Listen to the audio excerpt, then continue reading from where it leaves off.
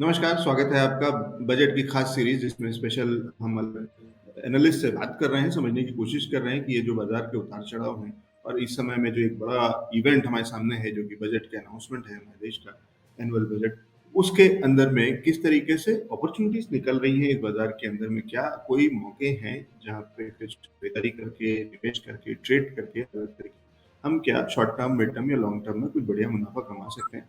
खास मेहमान हमारे साथ में जुड़ रहे हैं, हमारे साथ में जुड़ रहे हैं विशाल वाघ जी।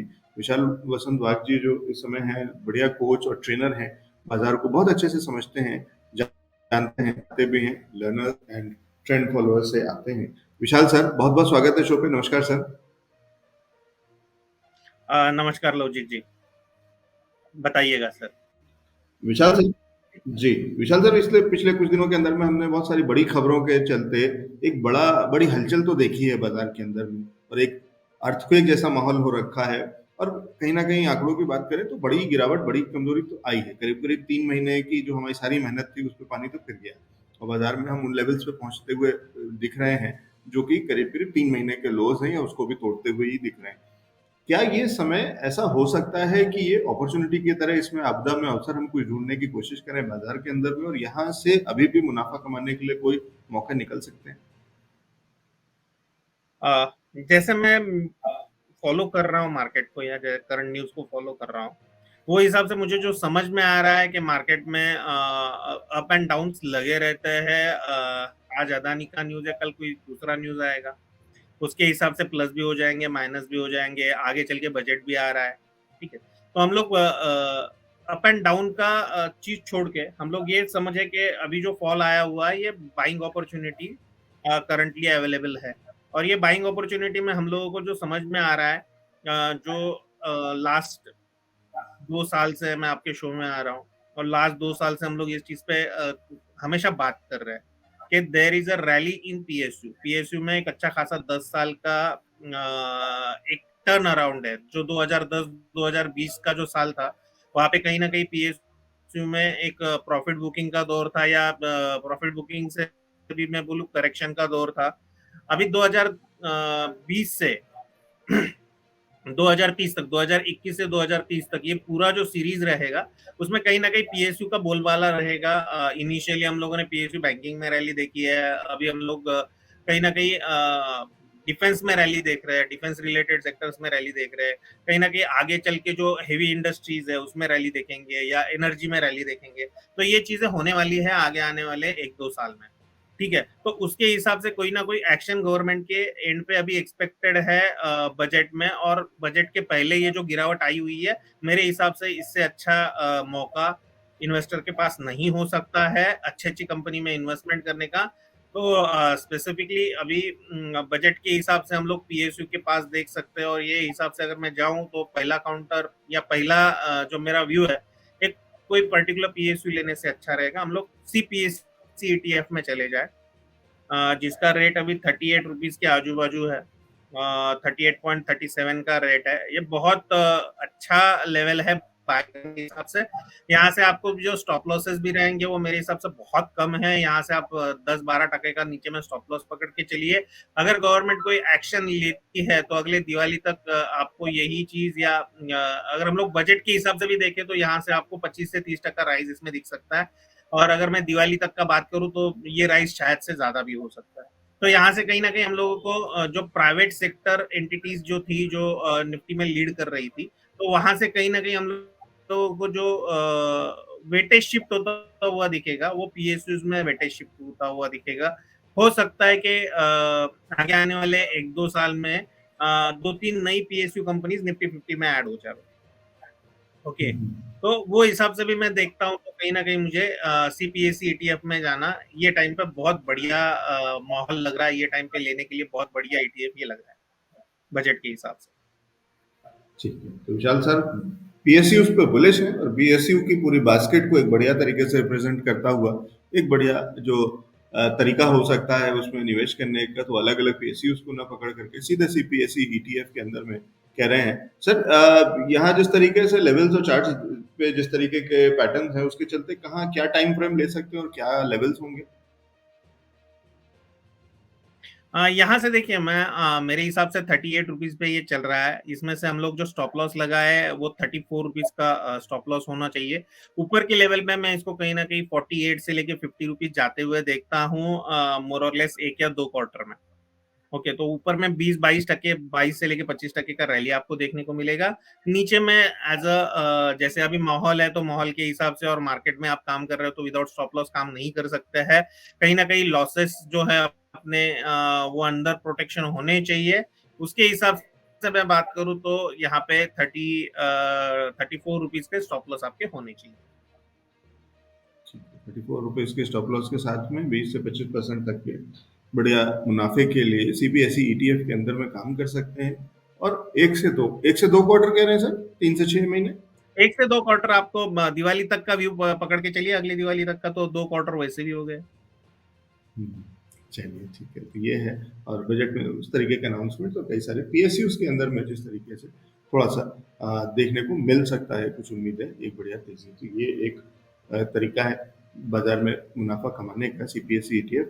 विशाल सर, आप कह रहे थे कि एक और कोई ऐसा तरीका या एक एक और और स्टॉक है जहाँ रिकमेंडेशन पे। ये लेवल पे मुझे समझ में आ रही है, एचएएल का जो फॉर्मेशन बन रहा है, ये जी। गिरते हुए मार्केट में एचएएल में पहले ही करेक्शन हो चुका था 2800 से लेके 2500 तक के लेवल पे, और कहीं ना कहीं 2500-2600 के बीच में एचएएल अच्छी तरह से कंसोलिडेट कर रहा है। ठीक है। आप अगर देखिए पिछले 2 या 3 दिन में इसमें बहुत बड़ा फॉल देखने को नहीं मिल रहा है, 4 टक्का ही स्टॉक नीचे आया हुआ है।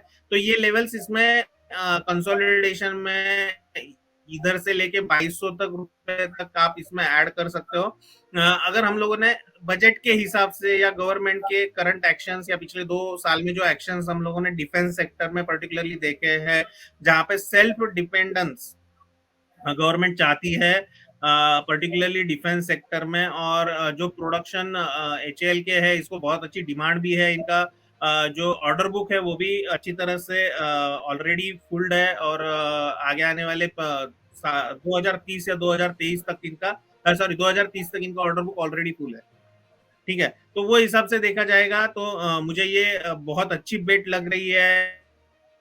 यहाँ पे हम लोग बुलिश, मैं बहुत सारा टाइम डिफेंस के बारे में बहुत डिटेल में चर्चा कर चुका हूँ ऑलरेडी। और गवर्नमेंट का जो मोटो है उसके हिसाब से अगर मैं जाऊं तो ये बजट में भी कुछ ना कुछ डिफेंस को एलोकेशन बढ़ के आएगा, या ये जो रिसर्च या जो भी डिफेंस रिलेटेड रिसर्च या डिफेंस रिलेटेड प्रोडक्शन सेक्टर है उसमें कुछ ना कुछ नए कुछ ना कुछ ये अमेंडमेंट्स आ सकते हैं, कुछ ना कुछ बेनिफिट्स ये सेक्टर्स को हो सकते हैं।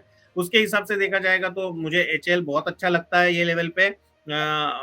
यहाँ से 100-125 रुपया भी नीचे आ सकता है, 2200 रुपए के नीचे 2150 या समथिंग स्टॉप लॉस होना चाहिए। लेकिन ये बेट मैं अगले बजट तक की लूंगा। ठीक है। ऐसा मैं कहना चाहूंगा कि ये बेट आपको अगले बजट तक रखनी चाहिए। मोस्ट प्रोबेबली यहाँ से आपको जो रिटर्न मिलेंगे वो बहुत अच्छे मिल सकते हैं। पहला टारगेट तो 2800 रुपया जो अपना अभी आके गया है वो टारगेट रहेगा, लेकिन ऊपर के जो टारगेट्स रहेंगे वो काफी बढ़िया और शानदार रहने के चांसेस है। मोस्ट प्रोबेबली ये स्टॉक कहीं ना कहीं 4000 4500 के रूम आपको आते हुए इसमें दिख सकता है। जी, तो ये है एक और स्टॉक एचएएल।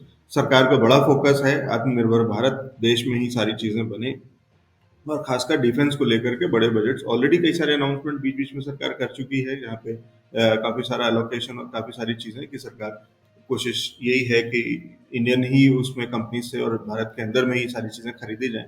तो वो उसका फायदा आता हुआ दिखा था। बाजार के जो सेंटीमेंट और कुछ खबरों के चलते जो वीकनेस आई है, ये मौका है एक बार फिर, तो यहाँ पे एक बार दोबारा से एंट्री कर सकते हैं या नई एंट्री कर सकते हैं। और साथ ही साथ आगे बजट के अनाउंसमेंट में इस बजट से अगले बजट तक कह रहे हैं विशाल सर, यानी साल भर का नजरिया लेकर के चलेंगे तो एचएएल भी एक बढ़िया पिक हो सकती है। कहीं ना कहीं फोकस जो है वो सरकार और सरकारी कंपनीज की तरफ है। तो पहले पीएसयू से यानी सीपीएसई ईटीएफ की बात कर रहे थे विशाल सर, और दूसरा एक जो पिक है वो है एचएएल, हिंदुस्तान एरोनॉटिक्स लिमिटेड। दोनों ही बढ़िया मौका है, मुनाफा दे सकते हैं, लेकिन आपको करना क्या है, किस तरीके से, स्ट्रेटेजी सारी बता दी है विशाल सर ने। एजुकेशनल पर्पसेस से हम बात कर रहे हैं, विशाल सर बढ़िया तरीके से सिखाते हैं। अगर आप सीखना चाहते हैं, ट्रेनिंग लेना चाहते हैं तो विशाल सर से बढ़िया ट्रेनर आपको नहीं मिलेगा इस देश में। तो उनसे आप ये सीख सकते हैं कि ये सारी चीज़ें कैसे वो निकालते हैं, कैसे चार्ट्स को पढ़ते हैं, कैसे फंडामेंटल्स को फॉलो करते हैं, और किस तरीके से इन सब चीज़ों को सिखाते हैं। विशाल सर, आपसे अगर किसी को संपर्क करना हो तो लर्नर एंड ट्रेंड आप मुझे फॉलोअर्स को। संपर्क कर सकते हैं लर्नर्स एंड ट्रेंड फॉलोअर्स। मेरा ऑलरेडी यूट्यूब चैनल चालू हो चुका है जो अभी नया इनिशिएटिव है। आप मुझे मेल भी कर सकते हैं vishalwak21@gmail.com, या आप मुझे डायरेक्टली कांटेक्ट भी कर सकते हैं मेरे पर्सनल नंबर पे 9326778468।